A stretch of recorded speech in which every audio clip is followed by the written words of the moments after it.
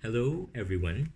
I am Clint Carl Maundo, a grade 11 student from Humes 1, and I come before you today to give a review of a book, a young adult romance novel entitled Someday by David Levithan. So, this novel is a sequel to another book titled Another Day and is the latest addition to the Everyday series. And so the series talks about A, who is a person living in a different body every single day. The first book, Every Day, A meets a girl named Rhiannon, and A eventually falls in love with Rhiannon. With the two books, Every Day and Another Day, talking about their relationship and their lives. The first talks about A's perspective, and the second talking about Rhiannon's perspective. But the third book, Someday, totally took a different approach. The story revolves more on what life is like living in a different body each day.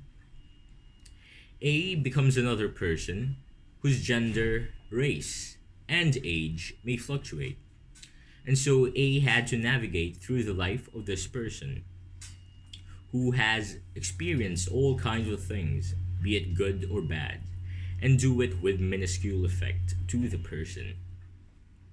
This was, however, quite the opposite of X, another person who could travel bodies.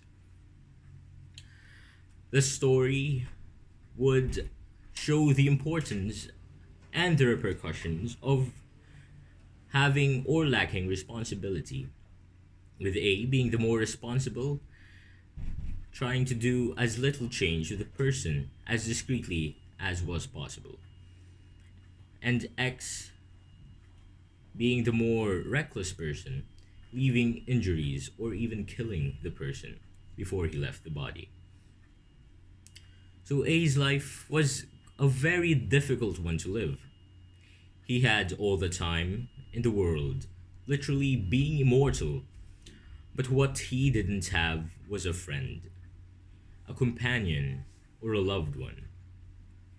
This, as anyone in his place, made him feel extremely lonely and distanced from life itself. He was in a body which was not his. This body was only a mask of who he truly was.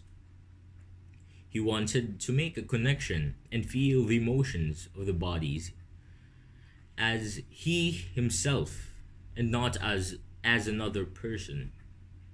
So when A met Rhiannon, he made that connection. And when you feel that, you can't simply give it away. And when A took the body of a person named Nathan, he had a chance to spend more time with Rhiannon. And finally, he explained to her why they cannot be together.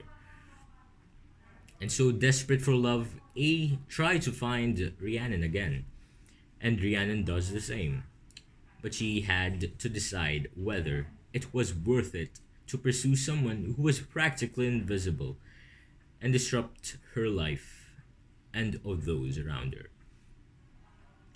The book raised existential and fundamental questions about life, love, connections, and the effects people have on our lives, but with us sometimes being completely oblivious to the fact that they do.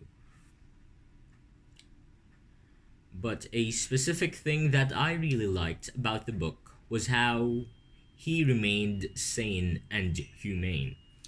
Because the story tackles the question of identity. Who are you without your body? We have issues that we think about all the time because of our bodies and how the world reacts to these bodies. But when there's a different body every day, you really have to drill down and find something that defines you.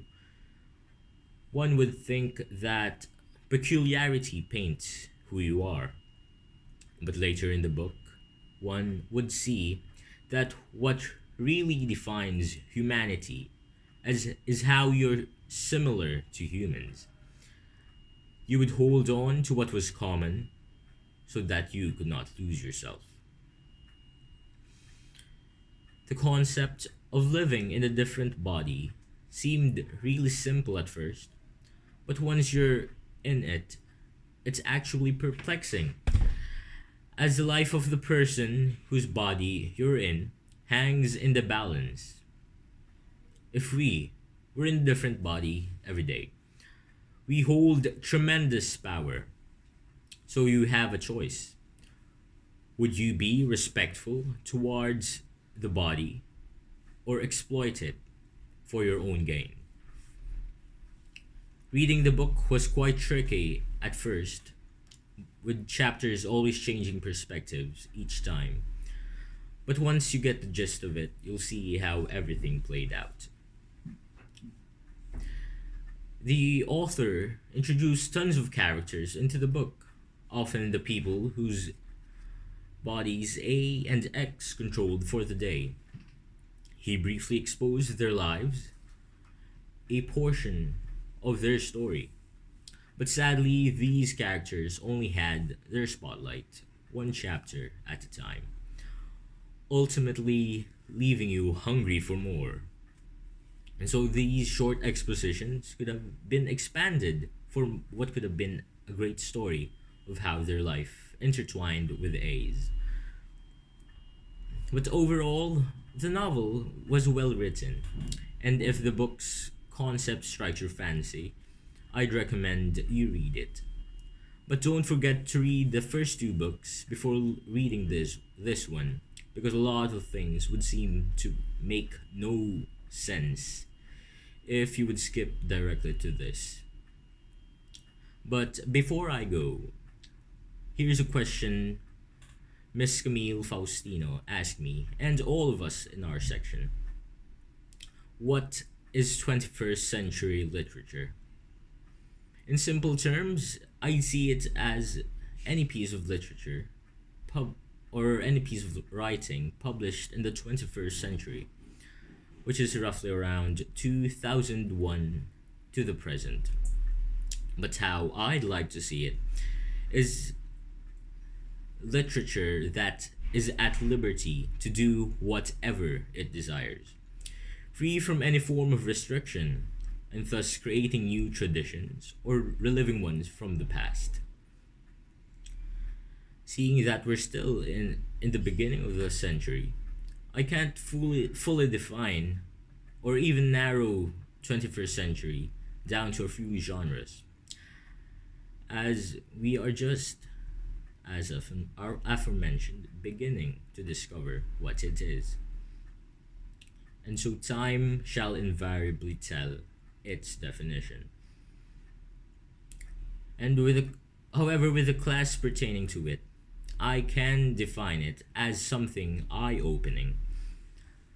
I learned to look elsewhere other than what's in front of me and discover that what I see is not truly reality, but only what I perceive it to be. The class has helped me broaden my perspective in life, to truly weigh and consider rather than heedlessly accepting or rejecting what's presented in front of me. And so with this, I thank you, Miss Camille, and the entirety of Humes for making me see myself more and more and making me progress in my endeavor in life. Thank you, and dos vidania.